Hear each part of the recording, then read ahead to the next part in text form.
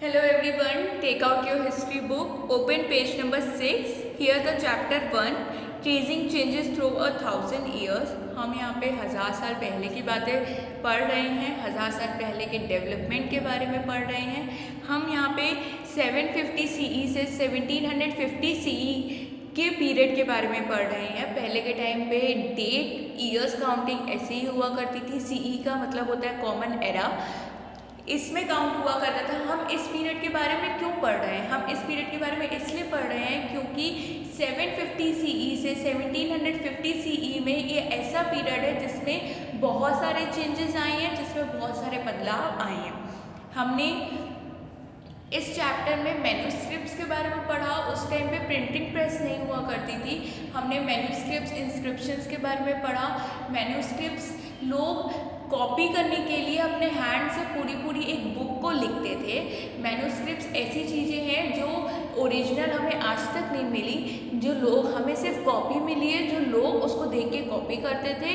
अगर उनको कोई वर्ड, लेटर या फिर कोई सेंटेंस समझ में नहीं आता था तो उसको चेंज भी कर देते थे। इसलिए हमें आज तक मैन्यूस्क्रिप्ट ओरिजिनल नहीं मिली। हमने यहाँ पे इस चैप्टर में हमने पहले 1000 साल पहले के बारे में पढ़ा, अर्ली पीपल के बारे में पढ़ा। अब हम न्यू टॉपिक स्टार्ट करते हैं आज, new social and political groups. New social और पॉलिटिकल ग्रुप्स का मतलब कि जो सोशल और पॉलिटिकल ग्रुप से जो 1000 साल पहले हुआ करते थे उसमें डेवलपमेंट कैसे आया, लोग अपनी सोसाइटी में कैसे बदलाव लाने लगे, लोगों की टेक्निक्स में, लोगों की टर्मिनोलॉजीज में, वर्ड्स में कैसे बदलाव आने लगे। आपने शायद पीछे एक टॉपिक पढ़ा था टर्मिनोलॉजीज, जो ओल्ड और न्यू टर्मिनोलॉजीज था, जिसमें पुराने शब्दों का मतलब कुछ और होता है लेकिन उसी शब्द का आज मतलब कुछ और हुआ। तो उसमें धीरे धीरे डेवलपमेंट आया। जो हमने दो वर्ड पढ़े, हिंदुस्तान और फॉरेनर। हिंदुस्तान हम अपने इंडिया के लिए यूज़ करते हैं और फॉरेनर जो इंडिया का सिटीज़न नहीं है, जो बाहर देशों में रहता है, बाहर की कंट्री में रहता है, उसको हम फॉरेनर बोलते हैं। लेकिन पहले हिंदुस्तान और फॉरेनर का मतलब कुछ और हुआ करता था। हिंदुस्तान लोग गुजरात, गंगा यमुना के नियर जो एरिया में वो लोग रहते थे, जो लोग रहते थे, उसे हिंदुस्तान बोला जाता था। लेकिन आज की डेट में हिंदुस्तान हम इंडिया को बोलते हैं। और फॉरेनर हम बाहर की कंट्री में जो रहने वाले लोग हैं उन्हें फॉरेनर बोलते हैं। लेकिन पहले जो दूसरे विलेज मतलब दूसरे गांव में रहने वाले लोग थे उन्हें फॉरेनर बोला जाता था। अब हम न्यू सोशल और पॉलिटिकल ग्रुप में ये देखेंगे कि उसमें कैसे बदलाव आया, उनकी टेक्निक्स में कैसे बदलाव आया, उनके में जो प्रॉब्लम्स थी, जो दूसरे कास्ट में या फिर दूसरे जो सिटीज़न में जो प्रॉब्लम्स थी उन्हें कैसे सॉल्व किया गया, उनके रहन सहन में और खाने पीने में कैसे बदलाव आया। New social and political group. The study of the 1000 year between 700 and 1750 is a huge challenge to the historians, largely because of the scale and variety of development that occur over the period. मैंने आपको बताया है 700 से 1750 एक ऐसा period है जिसमें बहुत सारे चेंजेस आए हैं। At different moments in this period, new technologies made their appearance. इस पीरियड में बहुत सारी न्यू टेक्नोलॉजीज आने लगी, like the Persian wheel in irrigation. मतलब कि जो इरिगेशन, जो खेती बाड़ी में जो इरिगेशन होता है उसमें जो यूज़ किया जाता है वो पर्शियन व्हील यूज़ करने लगे लोग। The spinning wheel in weaving. आपने अगर महात्मा गांधी को देखा होगा तो वो जब कपड़े बुनते हैं तो उनके पास एक स्पिनिंग व्हील हुआ करता है जिससे वो थ्रेड लगा के कपड़े बुनते थे। तो उस टाइम पे स्पिनिंग व्हील एक न्यू टेक्नोलॉजी थी कपड़े बुनने के लिए। And the fire arms in combat. Fire arms का मतलब होता है तोप, कॉम्बैट का मतलब होता है विरोध, लड़ाई। जब कोई भी वॉर होता था, लड़ाई होती थी, विरोध होता था किसी दूसरे किंग के खिलाफ या दूसरे कंट्री के खिलाफ, तब फायर आर्म्स का यूज़ होता था। फायर आर्म्स क्या है? मतलब तोप। लोग इसमें तोप यूज़ करते थे अपने लड़ाई में, अपने विरोध में, विरोधी लोगों के लिए। New foods and beverages arrived in the sub continent, potatoes, corn, chillies, T and coffee. नए नए खाने का प्रोडक्शन होने लगा, नए नए फूड, जब लोग एक प्लेस से दूसरी प्लेस जाते थे खाने की तलाश में, तो लोगों को नए नए प्लांट्स मिलने लगे, नए नए फूड मिलने लगे। कौन कौन से? सब कॉन्टिनेंट का मतलब होता है कि आप अपने शहर को छोड़कर जो आपके आसपास की जो कंट्रीज़ हैं उसे सब कॉन्टिनेंट्स बोलते हैं। अगर आप अपनी कंट्री को छोड़ दोगे तो आसपास की जितनी भी कंट्रीज़ हैं उसे सब कॉन्टिनेंट बोलते हैं। तो जब लोग एक प्लेस से दूसरी प्लेस खाने की तलाश में जाते थे तो उन्हें अपने आसपास के सब कॉन्टिनेंट, जैसे कि इंडिया का सब कॉन्टिनेंट है श्रीलंका, रशिया, पाकिस्तान, अफगानिस्तान, ये सब इंडिया के सब कॉन्टिनेंट्स हैं।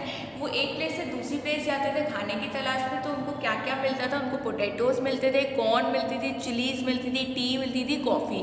पोटैटोज़ मतलब आलू, कॉर्न मतलब भुट्टे के दाने, चिली मतलब मिर्ची, टी मतलब चाय।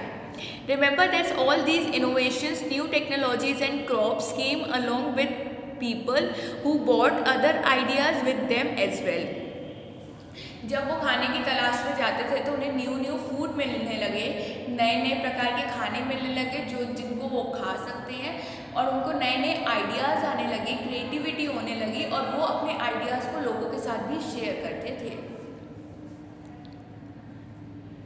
As a result, this was a period of economic, political, social and culture changes.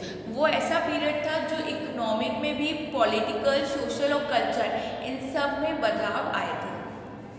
This was also a period of great mobility. वो एक बहुत बड़ा पीरियड था चेंजेस का। Group of people travel long distance in search of opportunity. The sub continent held immense wealth and the possibility for people to carve a fortune. वहाँ पे लोगों के लिए जो अपॉर्चुनिटीज़ थी वो ज़्यादा बढ़ गई थी। लोगों को ऑक्यूपेशन की ज़रूरत थी, लोगों को रहने के लिए घर की ज़रूरत थी, वो अपॉर्चुनिटी बढ़ती जा रही थी। लोग एक शहर से दूसरे शहर डिस्टेंस में ट्रैवल करने लगे थे, जाने लगे थे अपनी अपॉर्चुनिटीज़ को ढूंढने। और जो हमारे सब कॉन्टिनेंट में जो भी अमीर लोग हैं वो ये सब अपॉर्चुनिटीज़ देते थे, इसलिए लोग उसे ग्रैब करते थे और उस अपॉर्चुनिटी को वो लोग यूज़ करते थे। जैसे कि उन्हें किसी में जॉब मिल गया, कोई ऑक्यूपेशन में उन्हें काम करने मिल गया, या फिर उन्हें खाना मिल गया कहीं से, या फिर रहने की जगह कहीं मिल गई, तो इस अपॉर्चुनिटी की तलाश में लोग एक प्लेस से दूसरी प्लेस जाते थे। One group of people who became important in this period were the Rajputs, a name derived from Rajputra, the son of ruler. जो भी अपना रूल चलाता था अपने विलेज में, गांव में या शहर में, जो भी अपना रूल चलाता था उसे राजपूत बोला जाता था। और वो वर्ड कहाँ से आया? राजपुत्रा से आया, जो कि एक रूलर का बेटा था। तो जो भी अपना रूल चलाता था लोगों को इंस्ट्रक्शंस देता था, ऑर्डर्स देता था, और लोग फॉलो भी करते थे, उनको राजपूत बोला जाता था। Between the 8th and the 14th century, the term was applied more generally to a group of warriors who claimed Kashitra caste status. 8th और 14th सेंचुरी के बीच में एक चीज़ अप्लाई हुआ, एक ग्रुप आया वॉरियर्स का, मतलब फौजी, जिन्हें क्या बोला जाता था? काशित्रा caste status. The term include not just rulers and chieftains but also the soldiers and commanders who serve in the armies of different monarchs all over the subcontinent. जो वहाँ के जो वॉरियर्स आए थे सब कॉन्टिनेंट से, उनमें रूलर्स और चिफिन्स का मतलब होता है अध्यक्ष, जो कि उन सोल्जर्स पे रूल करते थे, उनको अपने विरोधी, अपने एनिमी, अपने दुश्मनों के खिलाफ लड़ाई में उतारते थे। उन्हें हम यहाँ पे फौजी और सोल्जर बोलते हैं। A Sylvatic code of conduct, extreme valor and a great sense of loyalty were the qualities attributed to the Rajputs by their poets and bards. Other groups of people such as Marathas, Sikhs, Jats, Ahams and Kashtas, a caste of tribes and secretaries, also used the opportunities of the age to become politically important. लोग उस soldier group में आना चाहते थे, लोग अपने enemy, अपने दुश्मनों के खिलाफ लड़ाई करवाना चाहते थे, लोग उस आर्मी में आते थे। क्यों? क्योंकि उन्हें पॉलिटिकल पार्टीज में भी आना होता था। अपना फ्यूचर अच्छा करने के लिए लोग उस आर्मी में पार्टिसिपेट करते थे और उस आर्मी के ग्रुप में हिस्सा बनते थे। Throughout this period, there was a gradual clearing of forests and extension of agriculture, a change faster and more complete in some areas than in others. लोग धीरे धीरे फॉरेस्ट जंगलों को क्लीन करने लगे और वहाँ पे एग्रीकल्चर करने लगे, वहाँ पे खेती बाड़ी करने लगे और ये बहुत जल्दी जल्दी ये सब एरियाज में चेंज आ रहा था. Changes in their habitat forced many forest dwellers to migrate. इस चेंज की वजह से लोगों के रहन सहन में भी चेंज आ रहा था. हैबिटेट का मतलब होता है refers to the environment of region and the social and economic lifestyle of its residents. मतलब वो धीरे धीरे उनके रहन सहन में भी चेंज आ रहा था और वो एक प्लेस से दूसरी प्लेस जाते थे अपनी अपॉर्चुनिटीज़ को ढूंढने और अपनी जो वो लोग ग्रोइंग क्रॉप्स करते थे उसको और अच्छे से उगाने लोग चीज़ें ढूंढने एक प्लेस से दूसरी प्लेस जाते थे. Others started tilling the land and become peasant.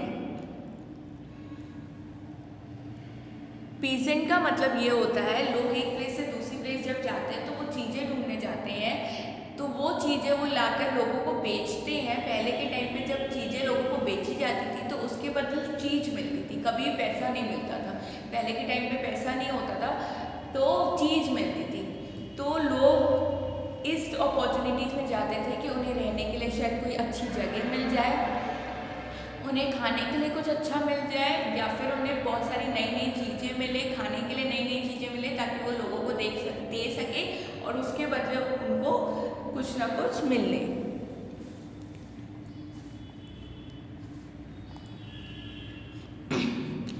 These new peasant group gradually began to be influenced by regional market, chieftains, priests, monasteries and temples. धीरे धीरे लोग इनसे इन्फ्लुएंस होने लगे, लोग मार्केट में चीज़ें बेचने लगे, लोग मार्केट का हिस्सा बन गए, लोग पॉलिटिकल पार्टीज में आने लगे, लोग टेम्पल्स और मोनेस्ट्रीज, प्रीस्ट मतलब पुजारी, ये सब चीज़ें लोग अपना ऑक्यूपेशन धीरे धीरे चेंज करते गए. They became part of large complex society and were required to pay taxes and offer goods and services to local lords. धीरे धीरे लोग सोसाइटी का हिस्सा बनने लगे और वो भी टैक्स पे करने लगे और अपने गुड्स और सर्विसेज लोगों को प्रोवाइड करने लगे. As a result, significant economic and social difference emerged amongst peasants. Some possessed more productive land, others also kept cattle and some combined artisanal work with agriculture activity during the lean season. लोग domestic animals को अपने घर में पालने लगे और उससे कुछ ना कुछ खाना प्रोड्यूस करने लगे. और आर्टिसन का मतलब होता है कारीगर. लोग पेंटिंग्स भी बनाने लगे, चित्रकार भी करने लगे. धीरे धीरे लोगों का ऑक्यूपेशन बदल रहा था, धीरे धीरे लोग डेवलप हो रहे थे और उनको नए नए ऑक्यूपेशन मिल रहे थे जिससे वो काम करने लगे थे. As society became more differentiated, people were grouped into jatis or sub-jatis and rank on the basis of their backgrounds and their occupation. धीरे धीरे लोग जाति में डिवाइड होने लगे, अपने धर्मों के अकॉर्डिंग अलग अलग धर्म में डिवाइड होने लगे और वो उन्हीं लोग के साथ रहते थे जो उनके धर्म में होते थे और उन लोगों को लोग अपने ऑक्यूपेशन, अपने काम के अनुसार जो उनका काम होता था वैसे लोग जो लोग वही काम करते थे उनके साथ जुड़ने लगे थे, उनके साथ उठने बैठने लगे थे. Rank were not fixed permanently and varied according to the power, influence and resources controlled by the member of the jati. The status of some jati could vary from area to area. लोगों को rank मिलने लगी जब लोग जाति अपने धर्मों के अकॉर्डिंग अपने ग्रुप्स बनाने लगे तो लोगों को रैंक मिलने लगे कि सबसे पहले कौन सी जाति रहेगी फिर कौन सी. और ये रैंक किसके अकॉर्डिंग मिलता था? लोगों के पावर के अकॉर्डिंग कि उस ग्रुप में पावर कितना, लोग कितना फॉलो करते हैं उस ग्रुप के लीडर को, उसमें कितना पावर चलता है और वो कितना अच्छा काम कर रहे हैं, उसके अकॉर्डिंग उनके ऑक्यूपेशन के अकॉर्डिंग उनके जाति के अकॉर्डिंग लोगों को रैंक देने लगे. लोगों को ग्रुप्स, लोग अपने अपने जाति और ऑक्यूपेशन के अकॉर्डिंग ग्रुप्स बनाने लगे. जाति frame their own rules and regulations to manage the conduct of their members. These regulations were enforced by an assembly of elders described in some areas as a jati panchayat. आपने पंचायत पढ़ा होगा civics में. पंचायत वो होता है जिसमें एक अध्यक्ष होता है, लीडर होता है जो कि अपना फैसला सुनाता है, डिसीजन सुनाता है, सारी बातें सुनकर जो भी मुद्दा रहता है उसको सुनकर वो अपना डिसीजन सुनाता है और लोग उस डिसीजन को फॉलो करते हैं। पंचायत मोस्टली विलेजेस में होता है, गांव में होता है, शहर में कोर्ट में कोई चीज़ अगर बोली जाती है तो कोर्ट में होता है, लेकिन पंचायत विलेजेस में होता है जिसमें लोग उसकी सब बात, लोग अपने लीडर की सारी बातें मानते हैं। But Jati were also required to follow the rules of their villages. Several villages were governed by the chieftains. Together they were only one small unit of the state. जाति, जो लोग अपने अपने ग्रुप्स में डिवाइड हो गए थे, एक विलेज में एक जाति जैसे रहती थी तो उसका एक लीडर होता था, लोग उसके रूल्स रेगुलेशंस फॉलो करते थे, जो भी वो डिसीजन सुनाता था लोग उसका मान रखते थे, उसकी रिस्पेक्ट करते थे और उस डिसीजन को वो लोग फॉलो करते थे, उस डिसीजन को अपनाते थे। और हर विलेज में अध्यक्ष होते हैं, हर विलेज में एक लीडर होता है और उस विलेज में अगर लोग अपने लीडर की रिस्पेक्ट करते हैं, अपने लीडर के डिसीजन को मानते हैं तो वो लोग मिलजुल कर उस छोटे से शहर में, छोटे से गांव में रहते हैं। ओके, तो ये चेंजेस था जो सोशल और पॉलिटिकल लाइफ में लोगों के सोशल और पॉलिटिकल ग्रुप्स में आए थे। Okay, thank you.